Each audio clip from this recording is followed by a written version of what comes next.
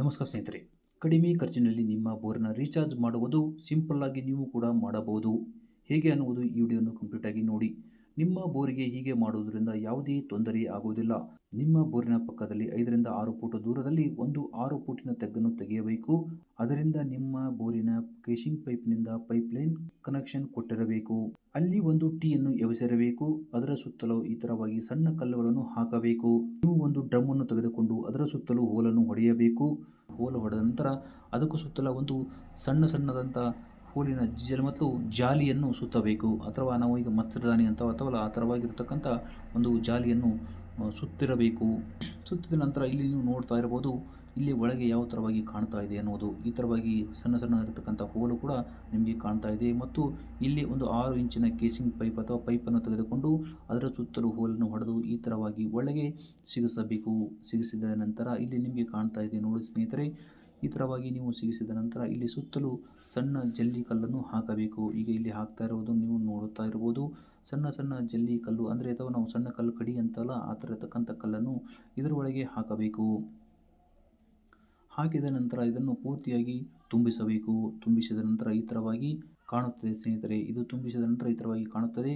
ಮತ್ತು ಇಲ್ಲಿ ಕೂಡ ಸುತ್ತಲೂ ಕೂಡ ನೀವು ಹಾಕಬಹುದು. ಅಂದರೆ ಸಣ್ಣ ಕಲ್ಲು ಅಥವಾ ಮೀಡಿಯಂ ಸೈಜ್ ಇರತಕ್ಕಂಥ ಕಲ್ಲು ಕೂಡ ಈ ಸುತ್ತಲೂ ಕೆಳಗಡೆ ಕಾಣುತ್ತದೆ, ಅಲ್ಲಿ ಕಲ್ಲನ್ನು ಕೂಡ ಹಾಕಬಹುದು. ಹಾಕಿದರೆ ಕಡಿಮೆ ಖರ್ಚಲ್ಲಿ ಆಗುತ್ತೆ ಅಂತ ಹೇಳ್ಬೋದು ಸ್ನೇಹಿತರೆ. ನಿಮಗೆ ಇಲ್ಲಿ ಕಾಣ್ತಾ ಇರ್ಬೋದು, ಇದು ಕೇವಲ ಖರ್ಚು ಅಂದರೆ ಕೇವಲ 800 ರೂಪಾಯಿ ಒಂದು ಡ್ರಮ್ಮು ಸಿಗುತ್ತದೆ. ಮತ್ತು ಇಲ್ಲಿ ನೀವು 6ರಿಂದ 8 ಫೂಟು ಒಂದು ಕೇಸಿಂಗ್ ಪೈಪ್ ಅಥವಾ 6 ಇಂಚಿನ ಅಥವಾ ಒಂದು ಪೈಪನ್ನು ತೆಗೆದುಕೊಂಡ್ರೆ ಇದೊಂದು ಕಡಿಮೆ ಖರ್ಚಲ್ಲಿ ಒಂದು 6ರಿಂದ 800 ರೂಪಾಯಿ ಪೈಪಲ್ಲಿ ಬರ್ಬೋದು. ಮತ್ತು ಈ ಕಡಿ ಕಲ್ಲು ನಿಮ್ಮ ಕಲ್ಲಿನ ಡಿಪೆಂಡ್ ಆಗಿರುತ್ತೆ, ಯಾವ ಥರವಾಗಿ ರೇಟ್ ಇರುತ್ತೆ ಅನ್ನೋದು. ಅದರ ಮುಖಾಂತರ ನೀವು ಕೂಡ 2ರಿಂದ 3 ಸಾವಿರ ರೂಪಾಯಿ ಕಲ್ಲಾಗ್ಬೋದು. ಎಲ್ಲ ಸೇರಿ 4 ಸಾವಿರ ರೂಪಾಯಿ ಖರ್ಚು ಆಗಬಹುದು. ಅದು ನೀವೇ ಕೂಡ ಇದನ್ನು ತಯಾರು ಮಾಡಬಹುದು. ಈ ಥರವಾಗಿ ಮಾಡಿ ಇಲ್ಲಿಂದ ನಿಮ್ಮ ಕೇಸಿಂಗ್ ಪೈಪು ಅಂದರೆ ಭಾಳ ದೂರ ಇರುತ್ತಲ್ಲ, ಆ ಕೇಸಿಂಗ್ ಪೈಪಿಗೆ ಕನೆಕ್ಷನ್ ಇದ್ದರೆ ಇಲ್ಲಿಗೆ ಮಳೆಗಾಲದಲ್ಲಿ ಬಂದು ನೀರು ಶೇಖರಣೆ ಇರುತ್ತಲ್ಲ, ಆ ನೀರು ಕೂಡ ನಿಮ್ಮ ಕೇಸಿಂಗ್ ಪೈಪ್ ಮುಖಾಂತರ ಅಂತರ್ಜಲ ಮಟ್ಟವನ್ನು ಹೆಚ್ಚು ಮಾಡುತ್ತದೆ.